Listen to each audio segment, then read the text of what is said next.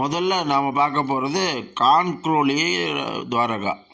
இந்த கான்க்ரோலின்ற கிராமம் ராஜஸ்தான் மாவட்டத்தில் ராஜ் சமந்த்ன்ற டிஸ்ட்ரிக்டில் இருக்கிற ராஜ் சமந்த்ன்ற ஏரிக்கரையில் இருக்குது. இந்த வில்லேஜ் உதய்பூர்லேருந்து ஆஜ்மீர் போகிற ரோட்டில் இருக்குது. முகலாய ஆட்சி காலத்தின் போது இந்து கோயில்களுக்கு முஸ்லீம் படையெடுப்புனால ரொம்ப ஆபத்து வந்தது.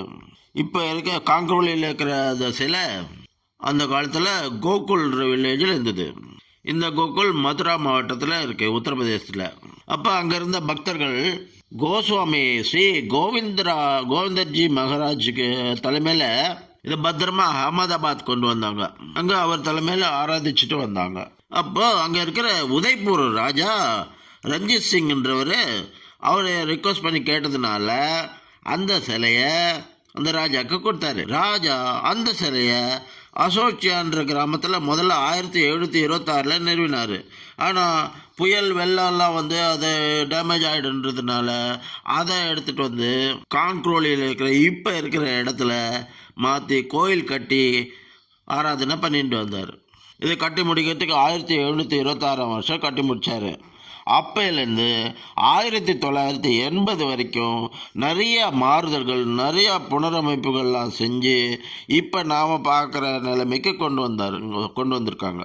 இந்த கோயில் ஹாவேலி ஸ்டைல்ன்ற ஆர்கிடெக்சர் முறையில் ஃபாலோ பண்ணி மார்பிள் ஸ்டோன்ஸ், பிரிக்ஸு, மோட்டார்லாம் யூஸ் பண்ணி இதை கட்டினாங்க.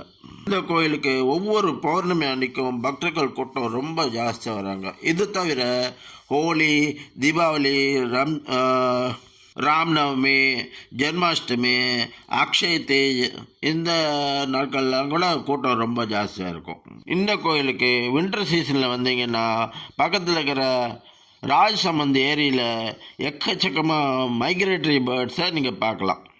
இந்த கோயில் காலையில் 7லேருந்து 11 மணி வரைக்கும், சாயங்காலம் 4 மணிலேருந்து 7 மணி வரைக்கும் திறந்துருக்கும்.